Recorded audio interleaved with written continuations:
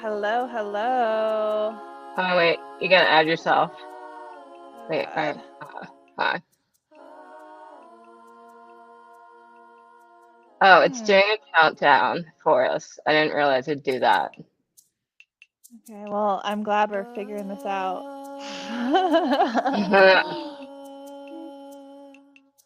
It's doing a countdown, so we should be going live soon. Yay! I can't see much of anything Are from we mine. live? I know what's going on. I'm a dumb. I don't know if people can hear us too. Probably. Um,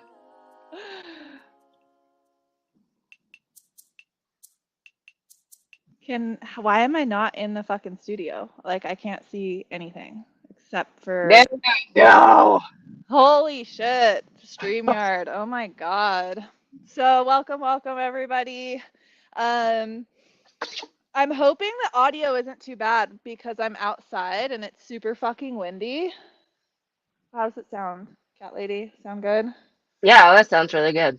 Okay, cool. So I have some fun, exciting updates for tonight. First of all, sorry about last week. I wasn't here. I had a car accident, was hit by a car, like my person. So I skipped out last week.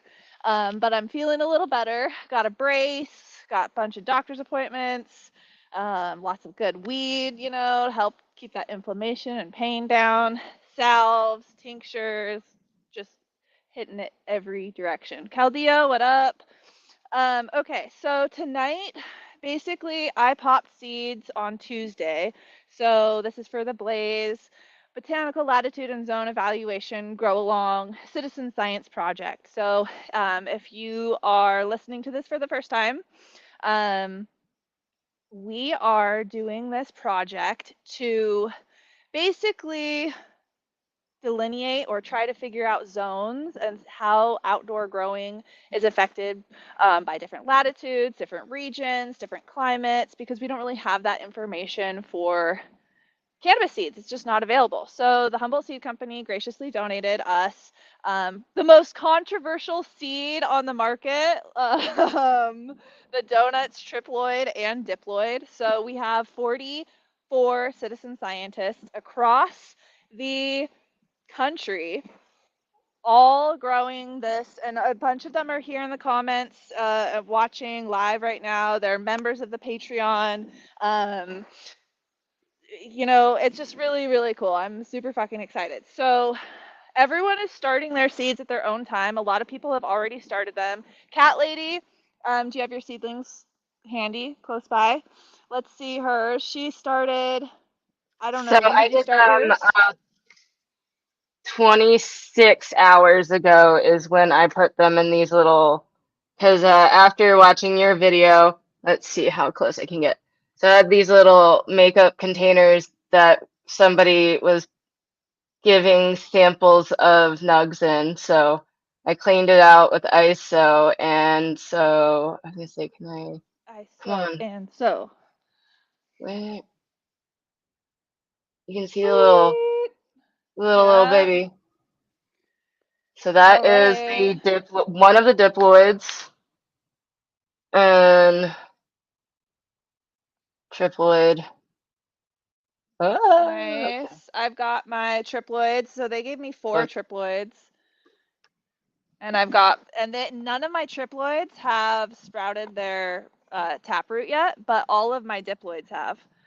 So the diploids donuts, I got all three sprouted too. So I am actually going to be live tonight. We're going to um, put them into their soil, their medium. It's not really soil, their potting mix.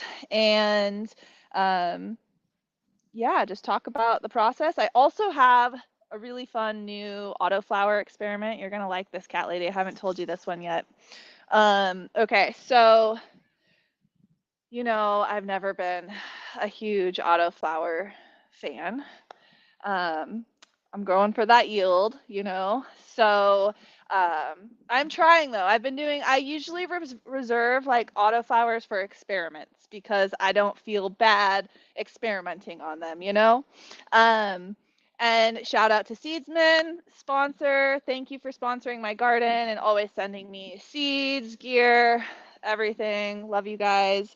Use code SunGrown10. Their link is in the description. They sent me the Gorilla Gas, no, sorry, Pineapple OG Autoflower. Gorilla Gas they did send me, but that's a photoperiod plant. So I've got those soaking as well. And all month long, Seedsman is doing a buy one get one free on all autoflowers through the rest of May. So if you need autoflowers, go grab them. Now the great thing, if you're a complete newbie, most of you aren't, but you never know. So we've got autoflowers and photoperiod plants. So autoflowers are types of cannabis ruderalis, that is derived from, also known as ditchweed. No, I'm just kidding. That it used to be, but people have been really working hard to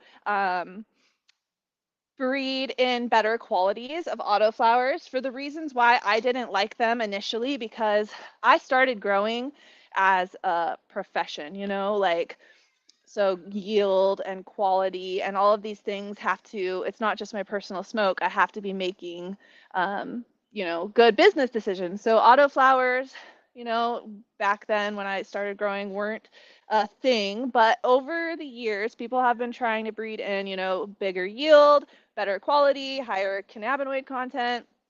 And breeders today there's a ton of breeders, pretty much everyone's doing autoflowers. And this is because they don't require a change in their light or dark cycle. So plants trigger a specific amount of like different hormones to be produced depending upon the amount of darkness they get. It's really not the light, like they can have as much length of light. It's really darkness. How much darkness are you getting? So um, they're great for like,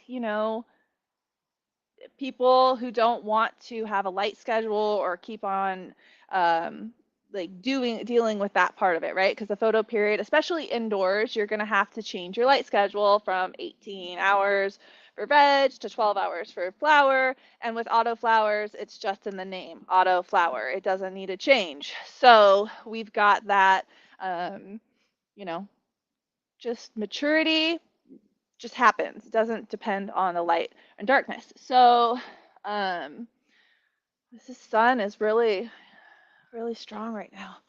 I'm so happy it's sunny out. It's been crappy here, like all week, hail, rain, high of like 63 today, 61. It's supposed to be in the 60s and 50s all week. So I'm actually like a little nervous because autoflowers, typically we recommend that you don't transplant them because you need to be really careful. So the evolutionary mechanism for their survival is to go into flower as soon as they encounter any stress. And so one theory I've read that really resonates with me is that autoflowers split off, and this happens to a lot of species. During ice ages, we have different populations that are cut off from others, so they're breeding amongst themselves. This is called like glaciation or something. And so it actually happens to like all kinds of species. Like for instance, the Jeffrey pine and the ponderosa pine were considered like the same species until the 70s. Um, and then they finally did like a little bit of testing. What is it? Dendrologists, I think, are the people who study trees. And like genetic testing was starting to come around, and they noticed that there was actually a little bit of genetic variation. And this is because of the last ice age cut off the population from breeding. But now that we don't have like glaciers everywhere and we're at the end of an ice age, they have started breeding together again and creating these hybrid trees, the Jeffrey and ponderosa pine.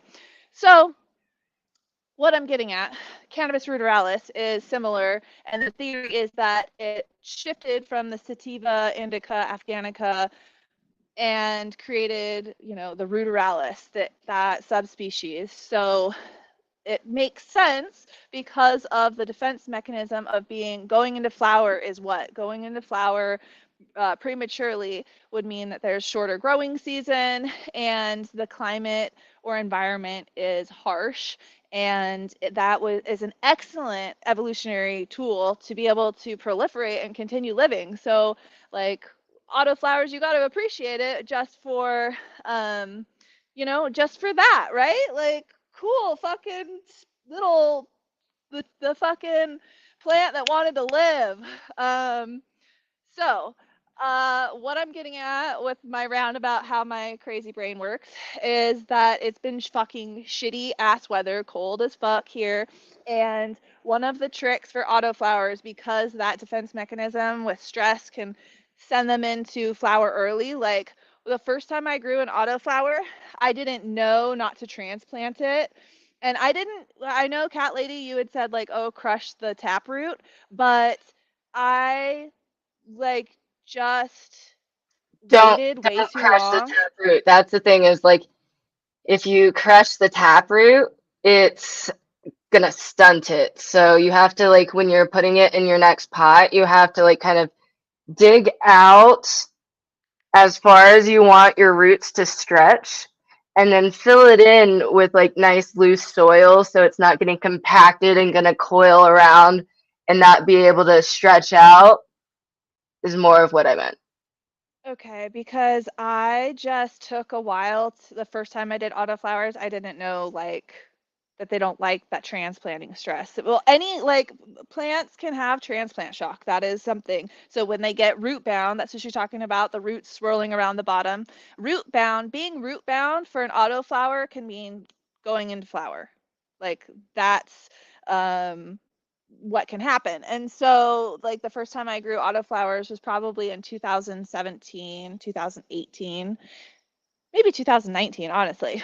Um, and I had these little tiny plants, like 5, 6 inches, that started going into flower. And I was like, what the fuck? This is a fucking waste of my time. Like, why would I ever? I want a 10-foot plant, man. Don't give me this. And then I realized, like, okay, that there's better ways. And really, Ben from the Humboldt Seed Company, he's been a great friend and help with the autoflowers. Anytime I have a question, I ask him. I'm actually working on an article. So I wrote one for Seedsman, check it out on their blog, but I'm working on another one for the Humboldt Seed Company right now. And it is with Ben's tips and tricks specifically. So we've been playing phone tag all day today, trying to get on the phone so I can hear what his specific nutrient tips are for autoflowers, because it's going to be slightly different from photoperiods, right? Because their growth rate is different.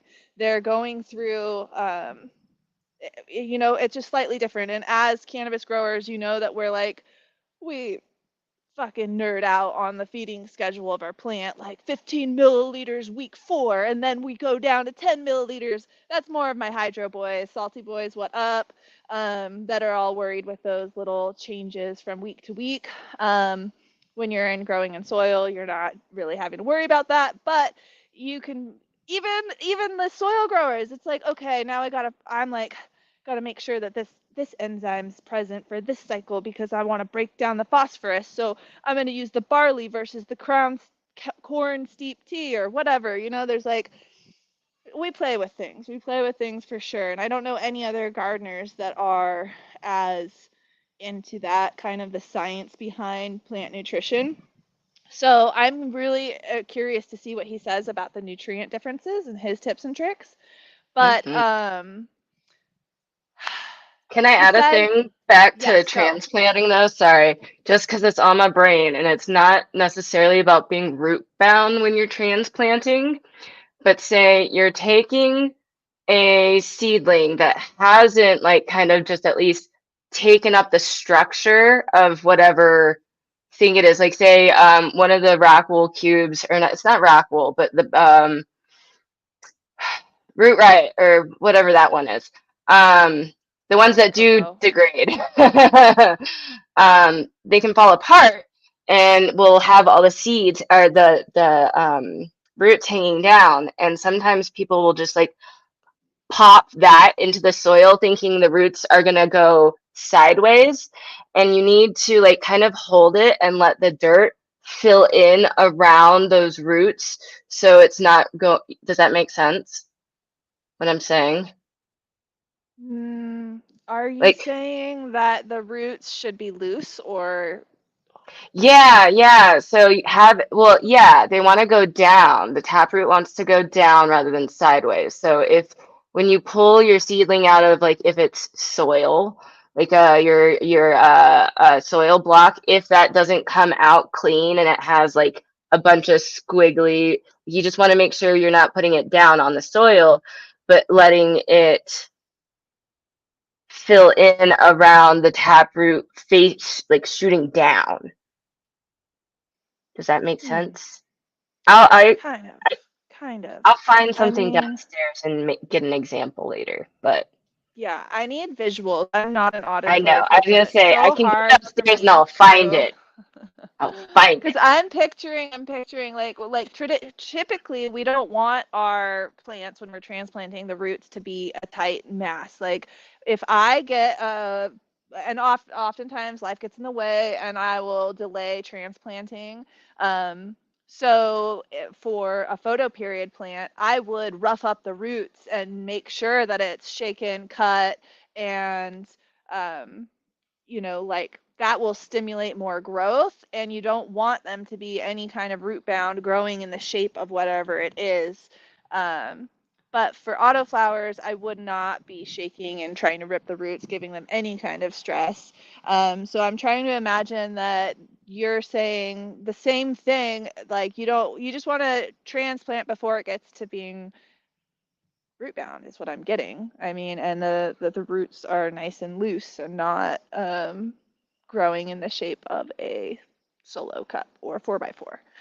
Um, exactly, double D. That's what I've always heard. Don't let the taproot for an auto hit the bottom of the container. So, with that in mind, I am, and Ben Exactly. was like saying, That's it. to not start the autoflower seeds inside. He said that I should start them outdoors.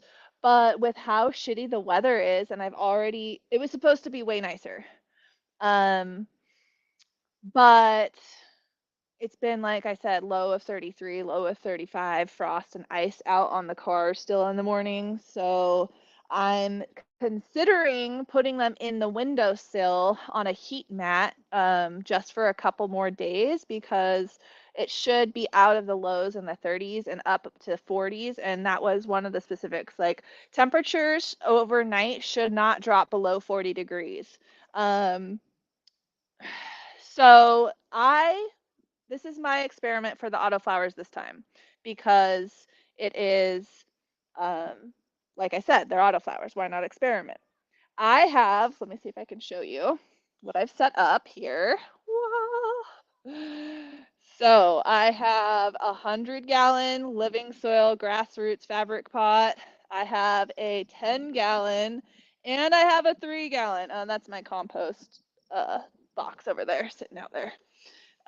Okay, so I am going to um, freaking put autoflower in the 10-gallon and autoflower in the 3-gallon, and there's 5 autoflower seeds and 3 in the 100-gallon, and see what they do and um, how they like it. So I the thinking behind this is that the bigger the roots, the bigger the shoots, the bigger the fruits. So technically, going in mind with that taproot not touching the bottom of the container, as soon as it touches the bottom of the container, it's like, oh, I'm going to stop growing, something's happening, I can't grow anymore, I need to flower and continue living. So I should have much bigger plants in the 100-gallon and then the 10-gallon or the 3-gallon. But how much bigger are they going to get? They're in the exact same soil, the same type of pot, living soil, grassroots living soil fabric pot. You can buy them on my shop, queenofthesunground.com. And I really like we're going to do a little ad for grassroots living soil pots but I was a no hate on Smart Pots. I love Smart Pots. They're an amazing company, cool people. And I'd always used Smart Pots before, but the lining of the living soil pots that they have almost all the way down, um, they have maybe like 4 inches of the bottom that doesn't have the lining.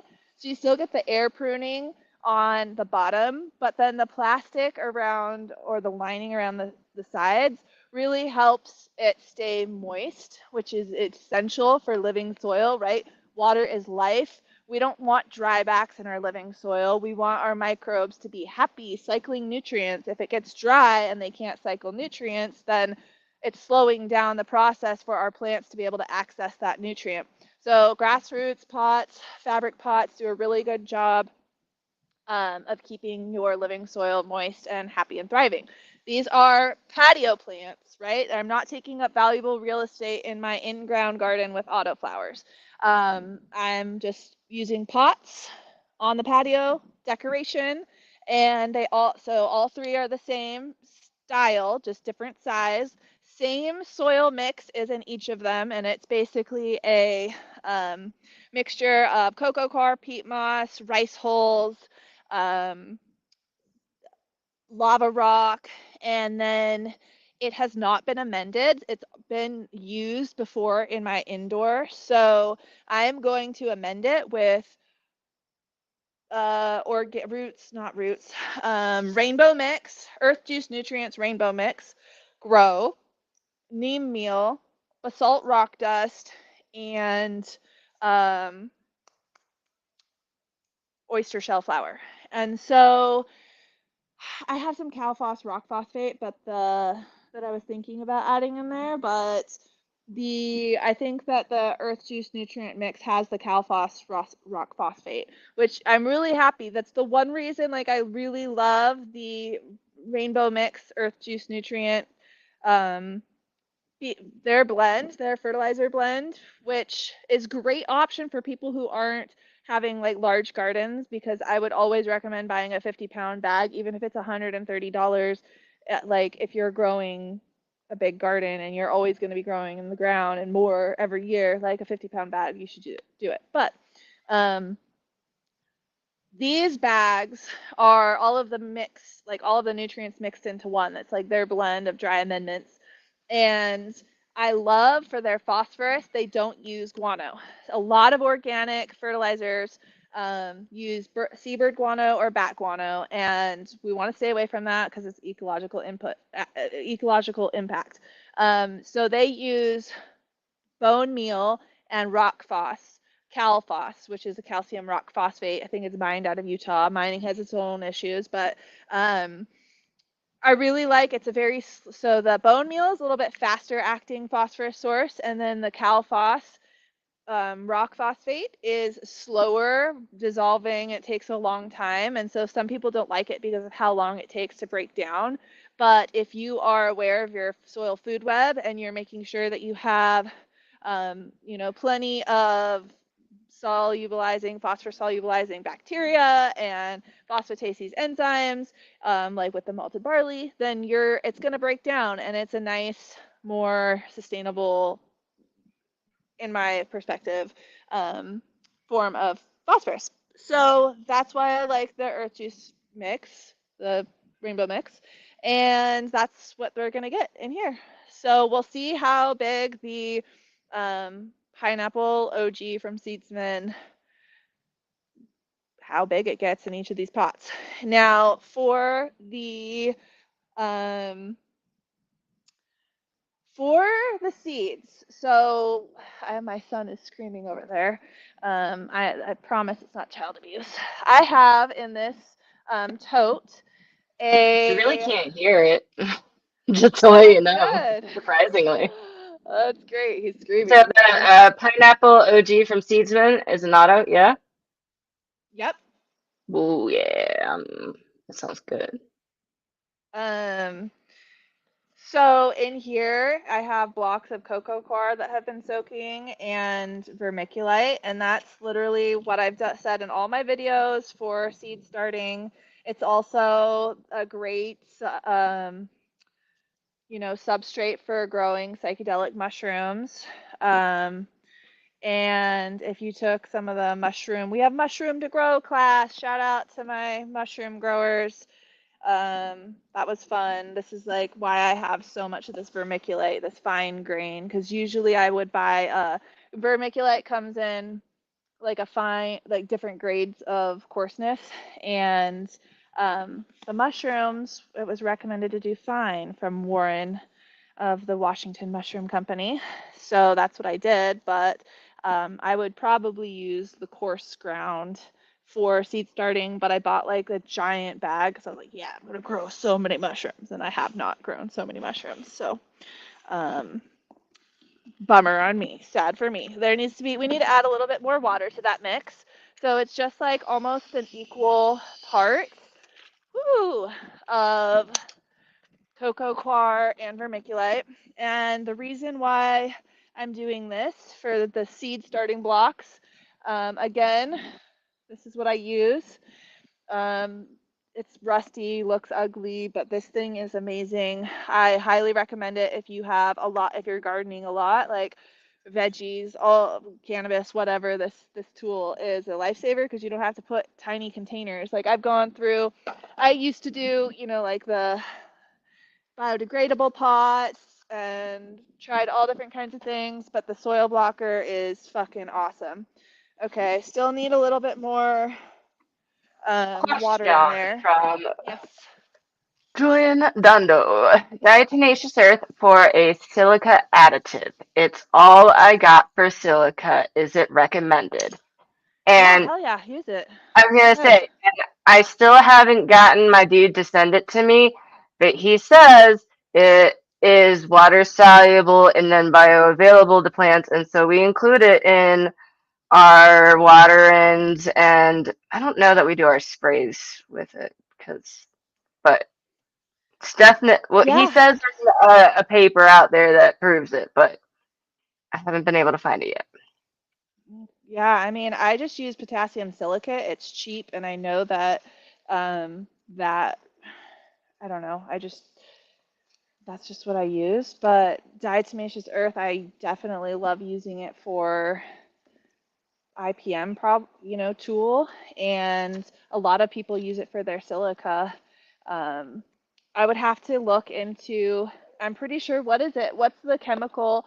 Can you look that up for me real quick, Cat Lady? What is the molecular um, structure of diatomaceous earth? So diatomaceous earth is made from diatoms, which are also microorganisms, but they are ocean-dwelling microorganisms. I believe like a diatom is kind of like an algae almost, if I'm not mistaken.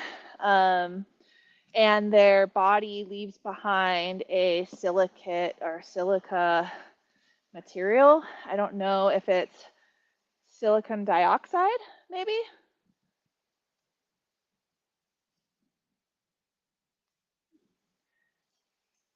Yes, maybe. No? DE gets it done. Pretty We're much. trying to. I'm trying to get my screen share, and then wouldn't let me unmute my mic while I was getting these settings to agree to. I want to show this. Now share this. What is the molecular structure of it? All Is it right, silicon let's. dioxide? Um.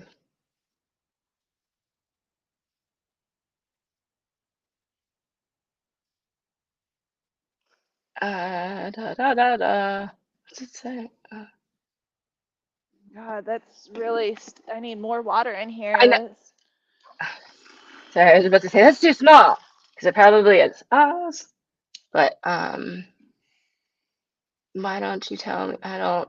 This is why I was like, we're gonna have to have you do like a basics on molecules since I do not know. Okay, just ask what is the main ingredient in diatomaceous earth, and it'll Oh, tell you yeah, if you okay, just Google. that's what you're asking. Yeah, silica. It's Um, just silica. It's not silicon dioxide.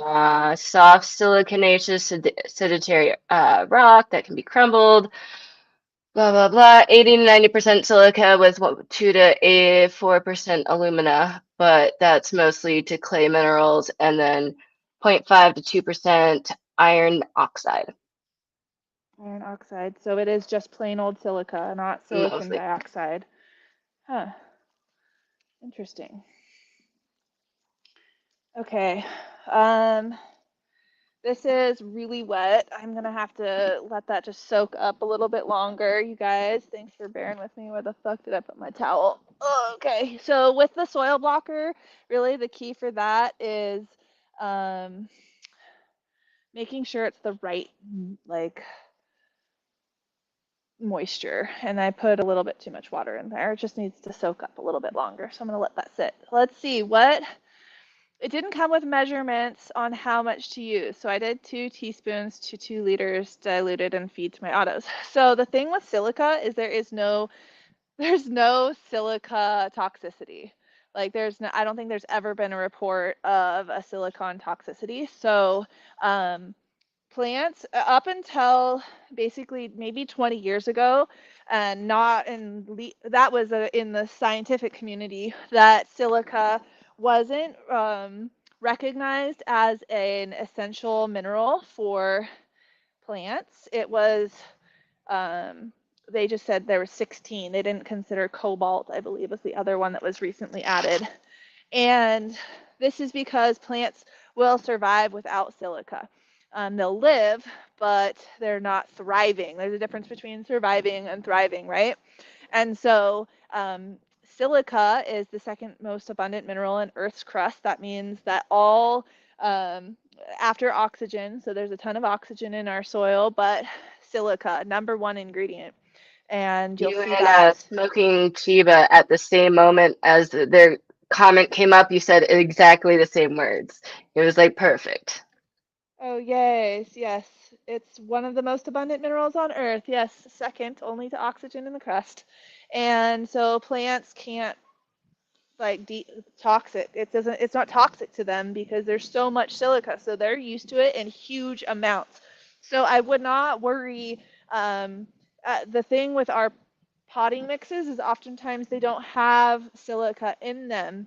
Um, Silica is part of rocks, right? It's silicate. You can see little shards of silicate under the microscope when you look at soil from the ground, but potting mix oftentimes doesn't have a ton of silica in it. And so diatomaceous earth, I really don't think you're going to go overboard with, um, you know, adding like it just depends. I mean, I'm thinking like potassium silicate is like a quarter or half teaspoon, or maybe it's a teaspoon or less per gallon of water for potassium silicate, which is a salt based. And I do like salts for their ability to be taken up um, by plants very easily. That's why salt fertilizers are so readily available to the plant. But there are way more than just synthetic salts. Salts are just a chemical structure of a cation and an anion together. So it's really a term that's construed when you say like, oh, the salt grown, because even living soil uses salt. So side tangent, just so you know. Um, so carbon is LMFAO, carbon is way more ubiquitous. Carbon is everywhere, but if you Google, if you look up what's the most abundant mineral in Earth's crust, it's not carbon, it's silica. Okay, so we are still soaking our cocoa coir in vermiculite, and I'm gonna use this thing. This is such a mess, but I'm such um, a texture person. And for people saying that use carbon-based nutrients, anything organic is carbon-based. Humic and fulvic are complex carbon molecules. We're made of carbon. The plants are made of carbon. The animals, everything. We're carbon-based life. So any organic fertilizer is carbon-based. Like besides like calphos, rock phosphate, but like alfalfa meal, neem meal, anything with humic or fulvic in it, anything bone meal, that's gonna all have carbon molecules in it. So um, Yeah. Let's see here. We need to get these we need to get these soil blockers done. And I gotta say this is the farmer manicure. Let's see if I can get this in here. So my thought, what do you think, Cat Lady, about putting my um this cocoa coir still needs to soak up some of this water. What do you think of, like, my temps right now are low of 40, but there's not supposed to get below 40 of direct seeding into or leaving, you know what I'm saying, with the autoflowers. My plan was to put the autoflowers in the soil blocker, keep it inside in the windowsill, or like I have this little plant stand right by my window where it gets nice morning sun, um, at least overnight, and then bringing it out during the daytime, and just for a few days while it's in the soil blocker. And then we're supposed to get up to a little bit warmer and then putting them in these pots. What are your thoughts with your experience with the autoflowers? So you're talking about from auto blockers to final destination in less than a week, yeah? Yep. Yeah, yeah, yeah. That should be fine. Or should I just say fuck it and put them outside? No, too cold. Too cold? 40? Ben Yeah. was specifically said above 40, but it's like it could drop, I guess. It's not worth I would risking. say, and it depends on the wind chill factor. Like if you put them outside, I would dome them in some way at night. Like Yeah.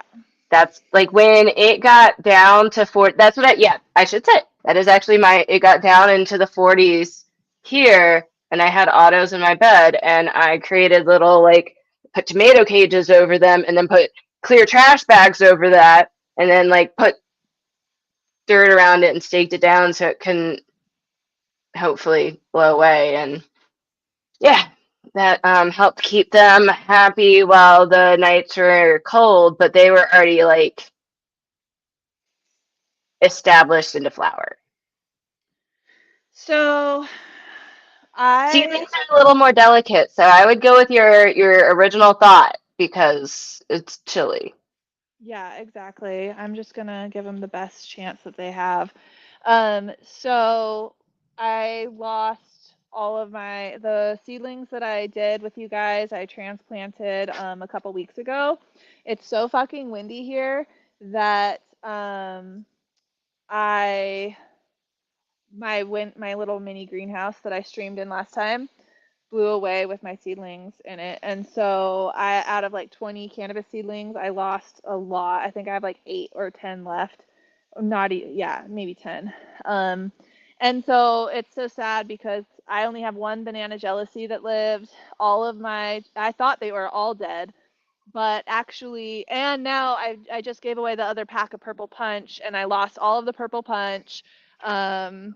I lost all of the Gelato 41 back cross. So all I have is Heavy Pet, which is like a gator breath, and I can't remember what else. And then Alaskan Dosido, Cinderella 99 cross with blueberry, and um, yeah, so that was a bummer.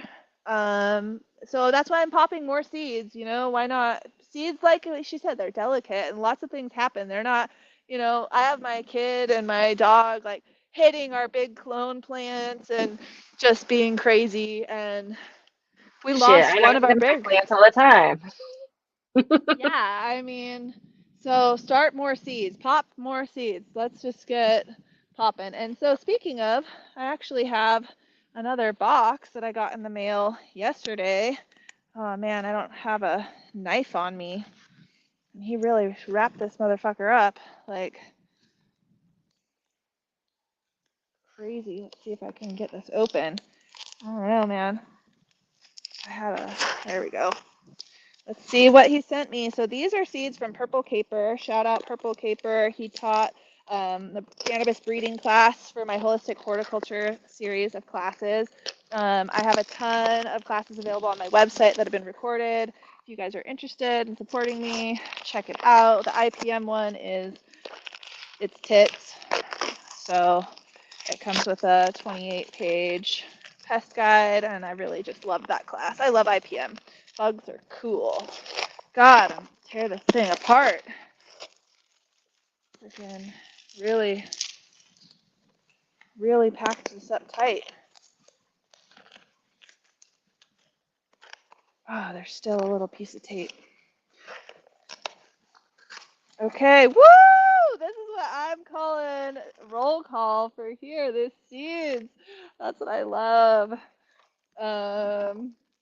Damn, he sent me a lot of seeds. I was like not expecting this many. So let's see what we got. And we'll do a seed giveaway. We'll do a seed.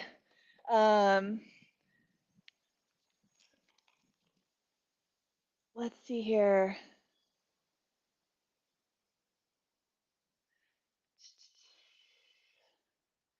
All right, so we've got lavender runts cake, auto feminized, so more autoflowers. We've got grand fire feminized. Um, let's see here, purple runts cake, auto feminized. Cherry tonic web CBD feminized. Blue fire feminized.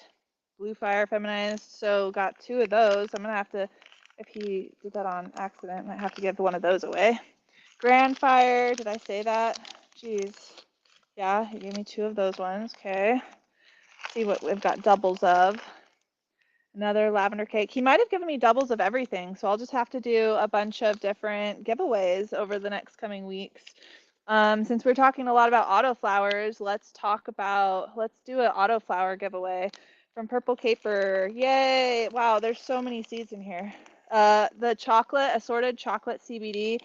Really love his high CBD with the tonic. So he's got chocolate tonic, CBD, father, I think he uses to breed. Skunk Lady, excited for that one. Dang, I know I got hands cold. I gotta owe him, I owe him some freaking one of the seeds. I can't remember what he asked for. Yay! Okay, what should we give away? Cat Lady, what do you think? What did I said a bunch of, let's see, purple runts cake? No, no. Lavender runts cake. Let's see what's that. A zip and a double cut. I'm getting high as fuck. Let's see here. Anybody else Juicy J fans? Just me. Just me. Cherry tonic, purple runts. Oh, he did another. Okay, lavender. Let's do a lavender runts auto. I actually don't know that we're allowed to do that on YouTube. Really?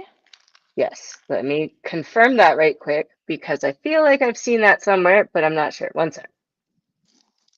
These are hemp seeds. They're below the farm bill hasn't been changed yet. They're gonna take away my monetization, my 40 bucks I made so No, I far. literally mean you can't do giveaways on YouTube or something. You have to do it in a certain way. Lots of people Any do kind. giveaways on YouTube. Okay. I just did one on the fucking Desert Patreon. Exotics Oh, then I don't live. know how they do it. I thought that I don't know. Let me just check. Okay, well, I don't really care if they're. What are they gonna do? Take the video down?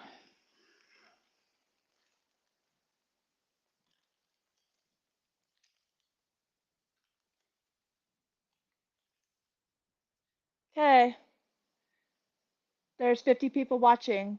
1 through 50, comment a number, and we'll see what happens if I go to YouTube jail. Okay, nobody's gonna. We got 20. Brandon Clark, I feel like you should automatically win because you're. You lost your seeds in the grow along. I'm so sorry, dude. Oh, man. All right, all right, all right. Let's get this going. I wonder if this is. That was just my So paranoid brain, by the way. I don't there's know how we no. interact with them, but we can, well, they can DM you on Instagram or something or send you an email. But yeah. Oh yeah, most of all of these people are people that I, Yeah. talk to We in know some them. form or We another. know them. Yeah, exactly. Oh, there's 60 people watching now. Okay, I Oh, guess you have to do 1 through shit. 60. Motherfuckers, you better get your number in. I'm giving away some purple caper seeds, so put that. Um, and Brandon, I will send you some seeds if you want. I don't know, just like because I feel bad that you lost your. And maybe I have an extra code for the Blaze project that I could send you. I'm not sure yet. I know I had somebody sign up today and someone else ask. I had a few extra codes just in case. So I might be able to just get you some seeds. See, guys, this is a benefit of being in my Patreon. Um, I send my patrons free seeds and swag and things all the time because I love them and they support me and I support them. We're growing together and doing this damn thing. It's like life today. We don't have the village anymore. We are all separated, but at least through social media, we can create our own little micro villages that are virtual in the metaverse. And I'm just super grateful for you guys that. Cat Lady, will you drop the Patreon link? Yes, yes, Yeah, yes. And I'm also, I'm just. looking through the numbers. Julian Dando, somebody else picked 33 before you did. If you don't mind, oh, you already did. Perfect. Never mind. You're on it. Never mind. So we are gonna drop Patreon link. Yay, this is almost the right texture. My cocoa is soaking up that excess water. Yay, I probably could have put a little bit more vermiculite in here. Um, I just do these things by, you know, okay, by feel. What's the winning number? Let Cat me make sure we don't lady. have any other doubles. Blah, blah, blah, blah, blah, blah, blah, blah, blah. I guess those people who hopped in didn't want to win any free seeds because they hopped out real quick. Oh, All right. that's, It that's, was that's, that's, it that's. was the YouTube police. I They're coming literally on to was tell thinking us. the same thing. If YouTube's gonna ban me, then all of a sudden bots from YouTube start jumping in. So let's see. All Who right, won? Who all won? right. Let's see. Oh, this is feeling really good. You guys, I'm stoked. I love feeling soil. It's not even soil. This is literally just cocoa coir and vermiculite. Um, and I'm not putting any organic matter in here. I'm not putting any nutrient in here.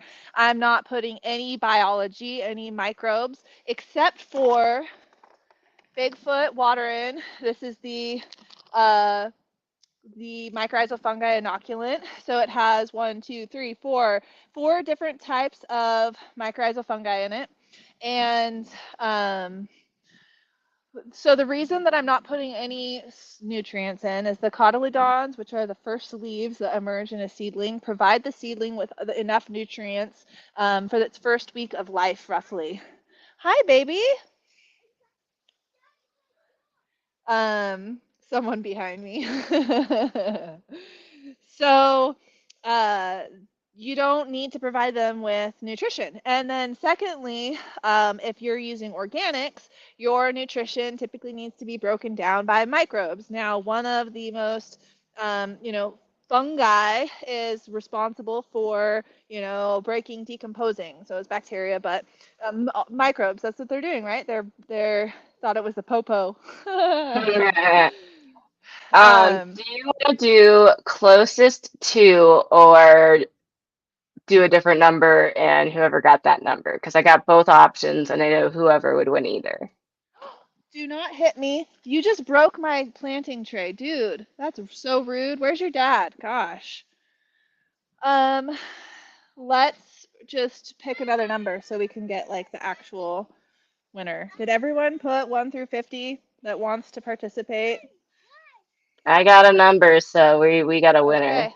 All right. Who's our I just winner? gotta find number 3, Mr. Poke. Mr. Poke, whoever said number 3, woo, woo, woo, woo. You need to respond in the comments and say, oh, that's me. Or if you don't say anything, then we don't know that you are going to contact us. And then we'll pick somebody else. So say something in the chat that you're like recognizing that you have one. And it's Mr. Poke, like Poke. Stephen Poke, yeah. Oh, Stephen with Polk. a V. Polk. Yes, I know Stephen Polk. Polk. Okay. I think he's even a Patreon member. So I I have thought the his, name was familiar.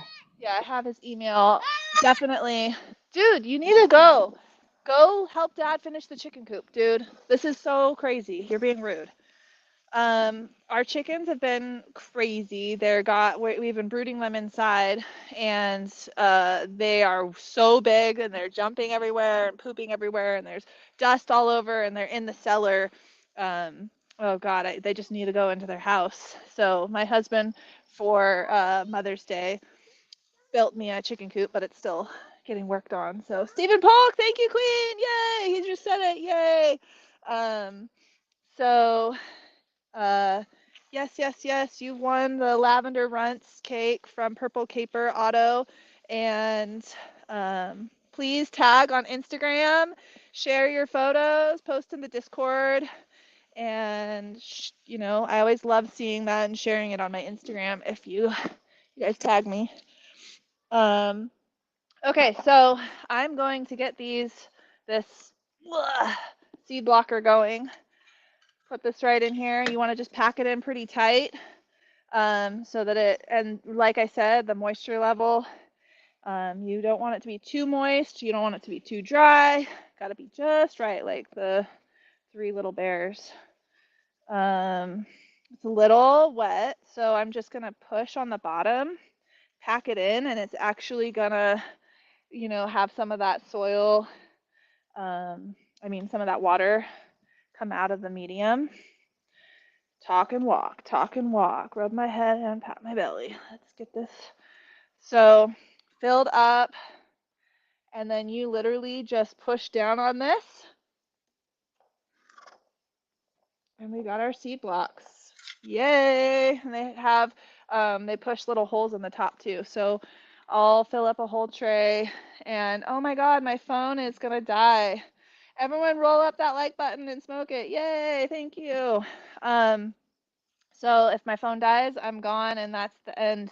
Thought I was charging my phone all afternoon, and then I went to go grab it for this, and it wasn't even charging. God, I fucking hate technology, man. I love it and I hate it. I hate when it doesn't work for me. So what we're gonna do before I'm just gonna let you guys go so that it doesn't just cut out.